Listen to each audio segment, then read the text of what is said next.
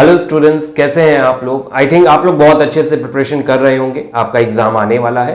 तो हमने issue of shares पे कुछ 5 क्वेश्चन जो है एमसीक्यू के, जो हमको लग रहे हैं कि बहुत इंपॉर्टेंट है और इस टाइप के क्वेश्चन बोर्ड एग्जामिनेशन में आ सकते हैं। तो वो हमने क्या किया है, उसके 5 टाइप ऑफ क्वेश्चन है उसको यहाँ पे एक्सप्लेन किया है। तो छोटा सा वीडियो है, आपको समझ में आ जाएगा किस तरह का क्वेश्चन है और कैसे सॉल्व करना है। तो फर्स्ट क्वेश्चन देखिए दिया है, Which of the following should be deducted from called up capital to find out paid up capital?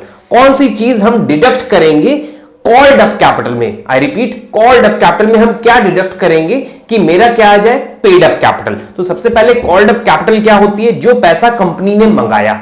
called up capital वो अमाउंट होता है जो पैसा कंपनी ने मंगाया। पेड अप वो होता है जो लोगों ने पे किया, शेयर होल्डर्स ने जितना पे कर दिया, that is paid up capital. तो हमने एक एग्जांपल लिया, उससे आपको समझ में आएगा। सपोज 5000 शेयर्स है, 10 रुपीज के हैं, कंपनी ने ये कॉल किए, मतलब ओवरऑल कॉल्ड अप है हमारे। टोटल कॉल्ड अप कितने हो गए, 5000 शेयर्स है और 10 रुपए के हैं, 10 रुपीज के हैं। तो ओवरऑल कंपनी ने कितने कॉल किए रुपए, 50,000। और पेड अप लोगों ने पे कैसे किया, वो यहां पे लिखा हुआ है पेड अप। तो पे कैसे किया है वो हम देख लेते हैं। 4500 शेयर होल्डर ने पूरे 10 रुपीज पे कर दिए, मतलब पूरा पैसा आ गया। और 500 शेयर होल्डर ने सिर्फ 5 रुपए पे किए, मतलब 5 रुपए नहीं पे किए। तो हमें निकालना क्या है, पेड अप कैपिटल, कितना पे किया गया। तो हम इसमें क्या करें, सिंपली हम जो पे नहीं किया उसको माइनस कर दें। तो पे कितना नहीं किया है, 500 शेयर होल्डर ने 5 रुपीज नहीं पे किया, तो 500 इंटू 5 2500। तो ये अमाउंट हमें नहीं मिला, तो बचा हुआ जो अमाउंट है वो मिला। कौन सा मिला, 47,500। तो ये कैसे निकला, 2500 कौन सा अमाउंट था, जो कंपनी ने 10 मंगाया जिसमें से शेयर होल्डर्स ने पे नहीं किया। पे नहीं किया it means calls in arrear. तो ये आपका कॉल्स इन एरियर आंसर हो जाएगा। नेक्स्ट टाइप ऑफ एमसीक्यू दिया है, the portion of authorised capital which can be called up only on the liquidation of a company is called. Authorise capital वो capital होती है जो कंपनी ने registration कराते समय अपनी ऑथराइज करा रखी है कि कंपनी के लाइफ टाइम में इससे ज्यादा कैपिटल नहीं होगी कभी।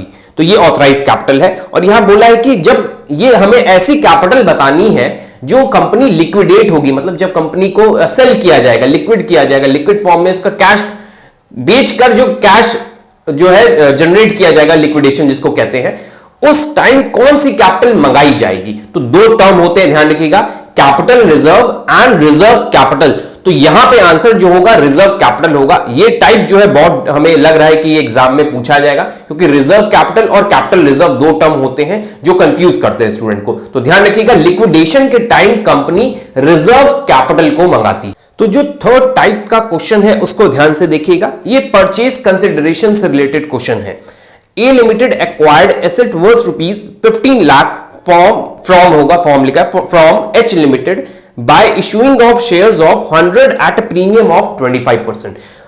The number of shares issued to settle the purchase consideration will be. Company क्या कर रही है, एक एसेट परचेज कर रही है, इसकी वैल्यू है 15 लाख और उस एसेट को खरीद रही है एसेट, तो उसको पेमेंट करेगी। पेमेंट किस फॉर्म में कर रही है, नंबर ऑफ शेयर्स इशू करके। वो शेयर्स कितने नंबर है शेयर्स, वो हमें क्वेश्चन में निकालना है। और शेयर की वैल्यू क्या है, 100 और 25% प्रीमियम पे, मतलब 100 रुपीज का शेयर है, 100 पे 25% 25, तो ओवरऑल वैल्यू ऑफ शेयर हो गई हमारी 125। अब हमें निकालना है नंबर ऑफ शेयर। तो एक शेयर 125 का है, ओवरऑल मुझे 15 लाख पेमेंट करना है। तो सिंपल सा फॉर्मूला हो जाएगा नंबर ऑफ शेयर का, टोटल जितनी एसेट की वैल्यू है उसको ऊपर रखिए 15 लाख, और value of share including premium, value of share 125, इसको नीचे रख दीजिए।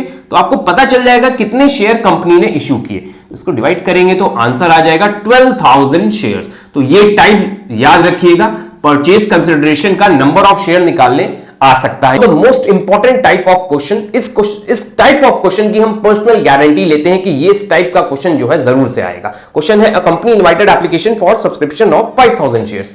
कंपनी ने 5000 शेयर्स इशू किए हैं, application were received for 6000 shares. Over subscription हो गया, यहां पर 6000 शेयर के लिए लोगों ने अप्लाई किया। द प्रो रेटा अलॉटमेंट वाज मेड, जो भी एक्स्ट्रा आया कंपनी के पास, 5000 इश्यू किए, 6000 के लिए एप्लीकेशन आया, तो कंपनी ने क्या किया, पूरे 6000 का प्रो रेटा अलॉटमेंट कर दिया है। अब आगे क्या पूछा जा रहा है, the shares were allotted on pro rata basis. If Shyam applied for 180 shares, how many shares would be allotted to him. अगर एक शेयर होल्डर है श्याम, उसने 180 शेयर्स के लिए अप्लाई किया, तो उसको कितने शेयर अलॉट होंगे वो निकालना है। तो आपको सिंपली याद रखना है, जो हम इंपॉर्टेंट ट्रिक बता रहे हैं, अप्लाइड शेयर्स हमेशा ज्यादा होते हैं, अलॉटेड शेयर्स हमेशा कम होते हैं, और ये ओवर सब्सक्रिप्शन के केस में ही होगा। तो applied shares are greater than allotted shares. तो आपको ये फॉर्मूला याद रखना है। क्या है फॉर्मूला? अलॉटेड शेयर्स निकालना है, जो क्वेश्चन में पूछा गया है। अप्लाइड शेयर्स 180 है, तो हम यहां 180 लिख दे रहे हैं। इश्यू शेयर्स कितने हैं? कंपनी ने 5000 इश्यू किए हैं, और प्रो रेटा अलॉटमेंट 6000 शेयर्स को किया है। तो आप इसको सॉल्व कर लेंगे तो आपको सिंपली आंसर मिल जाएगा।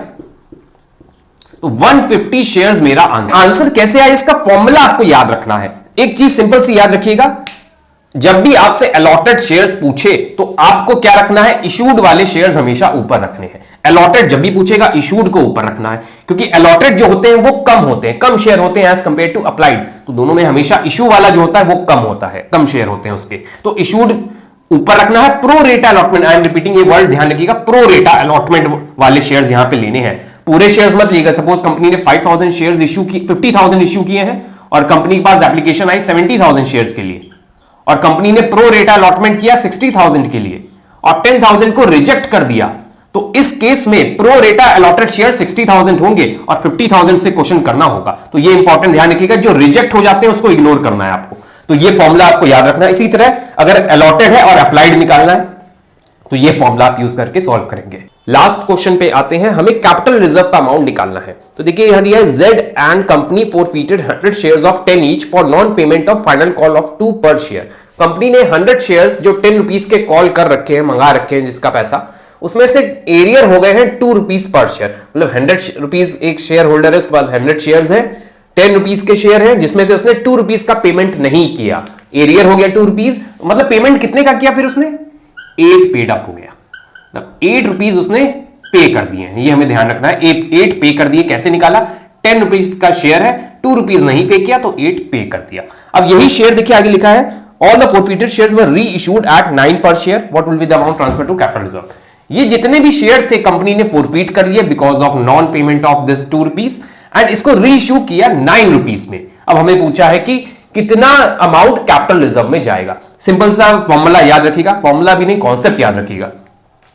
कंपनी को 10 रुपीज चाहिए किसी भी हालत में, क्योंकि वो शेयर की वैल्यू 10 रुपीज है। अब 10 से जितना भी ज्यादा अमाउंट कंपनी को मिल जाए वो कैपिटल रिजर्व में ट्रांसफर होता है। तो कंपनी को अभी तक कितना रुपए मिला है? 100 शेयर्स पे 8 रुपीज यहां मिले, और रीइश्यू के टाइम पे 9 और मिल गए।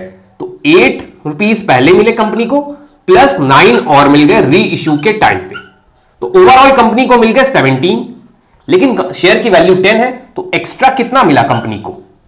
एक्स्ट्रा मिला 7 रुपीज पर शेयर, और ओवरऑल शेयर कंपनी के 100 है, तो 7 इंटू 100, 700 इज योर आंसर। बहुत सिंपल सी ट्रिक है, याद रखिएगा। कंपनी को 10 रुपीज चाहिए, 10 में से ज्यादा जितना मिला है कंपनी को उतना माइनस कर दीजिए, आपको जो बचा हुआ अमाउंट है वो कैपिटल रिजर्व में चला जाएगा।